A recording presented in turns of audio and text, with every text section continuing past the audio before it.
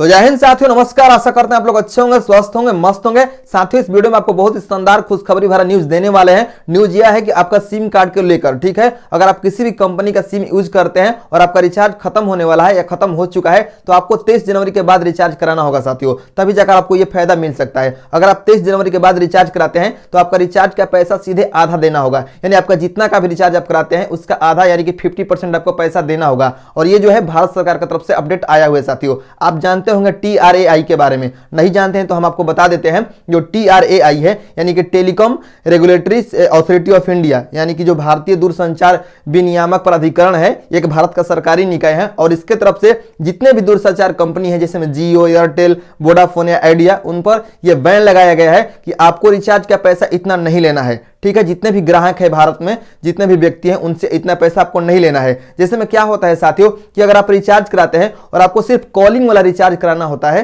तो आपको डाटा भी उसमें साथ साथ मिल जाता है, लेकिन अब ऐसा नहीं होगा। आपको सिर्फ कॉलिंग का कराना है तो आपको सिर्फ कॉलिंग का मिलेगा। अगर आपको सिर्फ SMS का कराना है तो आपको सिर्फ SMS का मिलेगा। यानी कि रिचार्ज को 3 भागों में बांट दिया गया है, डाटा का अलग और आपका कॉलिंग का अलग और आपका SMS का अलग। ठीक है साथियों, इस प्रकार जो आपका रिचार्ज है अब वह सस्ता हो गया है। ठीक है, और आपका ये जो नियम है वह 23 जनवरी के बाद स्वतः लागू हो जाएगा। ठीक है साथियों, ये भारत सरकार की तरफ से जारी कर दिया गया है। अब देखिए साथियों, आपको हम बताना चाहेंगे कि देखिए TRAI क्या है। तो जो TRAI है यानी कि भारतीय दूरसंचार विनियामक प्राधिकरण, ये सभी जो है मतलब सभी दूरसंचार जो कंपनी है उस पर मतलब जो है देखभाल करती है उसका कि कौन सा कंपनी कैसे मतलब ग्राहकों को लूट रही है, क्या कर रही है। ठीक है, अब देखिए, अब आपको हम बताना चाहेंगे अब आपको रिचार्ज का पैसा कितना देना होगा। तो सीधे आपको आधा देना होगा। अब मान लीजिए 1 GB के डाटा का लग रहा है लगभग 15 से 19 रुपए के बीच में लग रहा है। अगर आप जियो का लेते हैं तो आपको वहां पर 19 रुपए देना होगा 1 GB का, और वहीं आप एयरटेल का 1 GB लेते हैं तो आपको शायद 15 रुपए देना पड़ता है। ठीक है,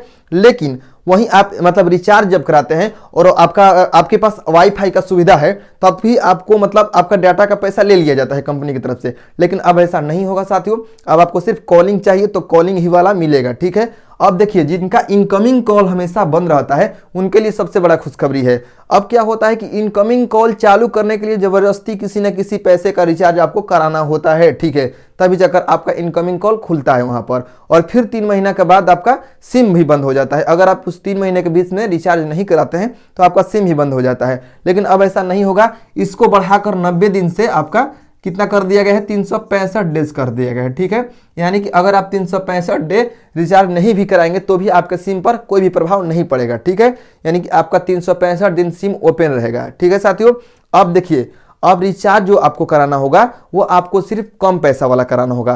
कम पैसा का रिचार्ज करा दिए 1 साल तक आपका सिम बंद नहीं होगा। ठीक है साथियों, तो एक बड़ा अपडेट है सरकार की तरफ से। तो 23 जनवरी तक आपको रुक जाना है, उसके बाद आप रिचार्ज करवाते रहिएगा और जो भी आपको करना होगा करते रहिएगा। अगर आपको डाटा वाला कराना होगा तो डाटा वाला कराइएगा, और आपको सिर्फ कॉलिंग वाला कराना होगा तो कॉलिंग वाला कराइएगा। ठीक है, यही आपको जानकारी देना था। अच्छी जानकारी थी इसलिए सोचा कि चलिए आपको बताते हैं। ठीक है, तो धन्यवाद, मिलते हैं नेक्स्ट वीडियो में।